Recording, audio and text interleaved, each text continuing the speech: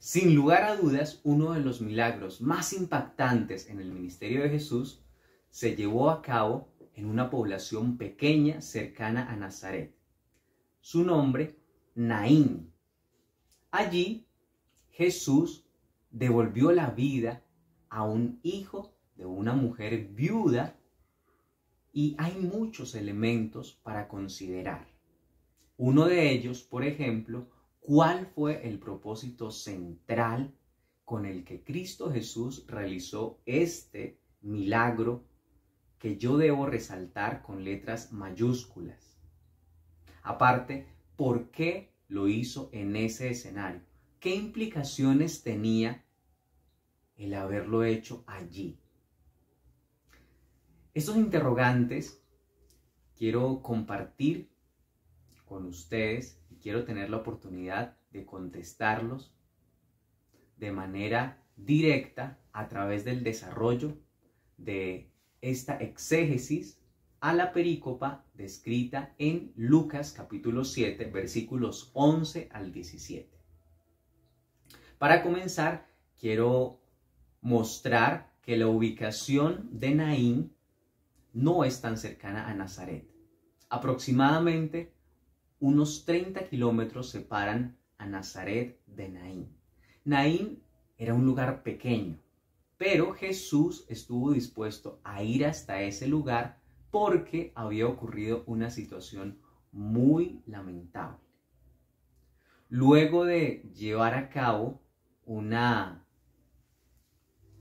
relación de exégesis, pasamos por algunos procesos en el que comenzamos con el análisis gramatical, donde se observa que cada uno de los textos que componen esta perícopa tiene palabras que traducidas del griego representan una situación que para Jesús fue algo impactante. Una madre perdía a su hijo, pero no quedaba ahí. Había perdido recientemente a su esposo y era madre de solamente un hijo. Es decir, en este momento estaba quedando sola y desprotegida. Situación que motivó a Jesús a que hiciera algo sorprendente para todos. Luego de llevar a cabo el análisis lingüístico, pude observar que hay palabras muy importantes y quiero relacionar una de ellas. La palabra unigénito, que en griego se describe como monogenes. Esta palabra representaba al único hijo que tenía esta mujer. No tenía otro. Es decir, era quien veía por ella, quien cuidaba de su madre y quien consolaba a esta mujer luego de la prematura muerte de su esposo. Sonará increíble, pero esta era la situación que vivía aquella desdichada mujer de Naín. Así que luego de revisar esta perícopa, nos encontramos con algunas relaciones intertextuales que nos muestran cómo a través del ministerio de Jesús, en este punto se estaba dando un escenario glorioso. Isaías 61, versículo 1, describe en líneas generales cómo Jesús iba a sanar, iba a devolver la esperanza a muchos corazones, iba a vendar corazones quebrantados, pero sobre todo iba a liberar. Esta mujer sería liberada de un dolor indescriptible. Además, hay una conexión que sin lugar a dudas no quiero dejar pasar, y es la que se tiene con el texto descrito en Efesios capítulo 2, versículo 1, donde se muestra cómo Pablo habla acerca de que antes de que Cristo hiciera presencia en la tierra y tuviéramos conocimiento de Él, estábamos muertos en el pecado. hay una conexión soteriológica muy interesante aquí. Así como aquel hijo de aquella viuda había muerto, Pablo dice que los oyentes, y también podría incluirme a mí, nosotros estamos muertos en el pecado hasta que Cristo vino y de hecho vendrá para finalmente solucionar todo lo que trajo y todas las consecuencias de este pecado. Vale la pena hablar un poco más acerca de las situaciones que se vivían en ese momento. La Biblia describe que aquel joven iba camino a ser enterrado.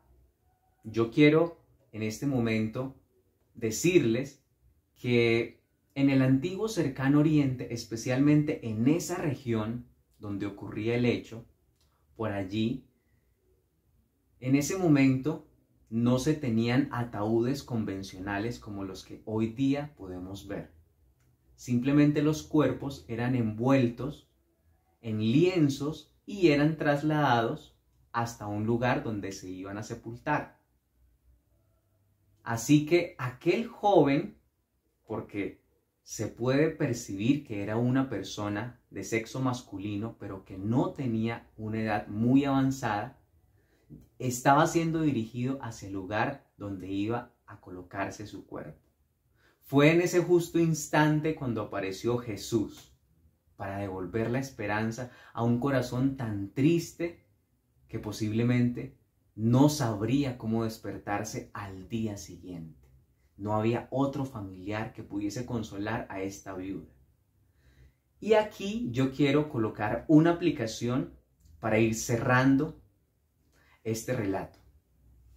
Muchas veces podemos ayudar a alguien, pero no podemos mitigar completamente la necesidad que tiene esa persona. Podemos calmar el hambre de alguien en una ocasión, pero no podemos solucionar su vida. Pero hay alguien que sí lo puede hacer. Y ese alguien es Jesús, quien definitivamente, al ver la necesidad en esta mujer, hizo lo correcto. Y no solamente quedó ahí, sino que el poder que mostró el Hijo de Dios al llevar a cabo esta acción quedó grabado como una muestra inequívoca de su divinidad y de su gloria. Este evento fue maravilloso. Por eso, tú que me escuchas, quiero decirte que Jesús reconoce el dolor que puedes estar pasando, porque no hay nada que se le escape.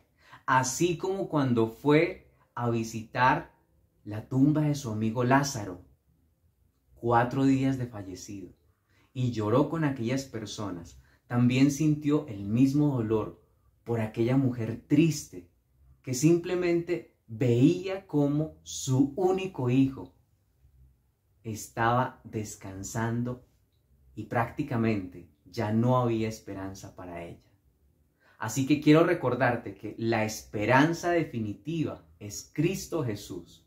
Y estos versículos nos recuerdan que el poder y la autoridad que tiene el Hijo de Dios siguen vigentes, tal como lo hizo en ese momento, lo hará por ti y por mí en cualquier momento.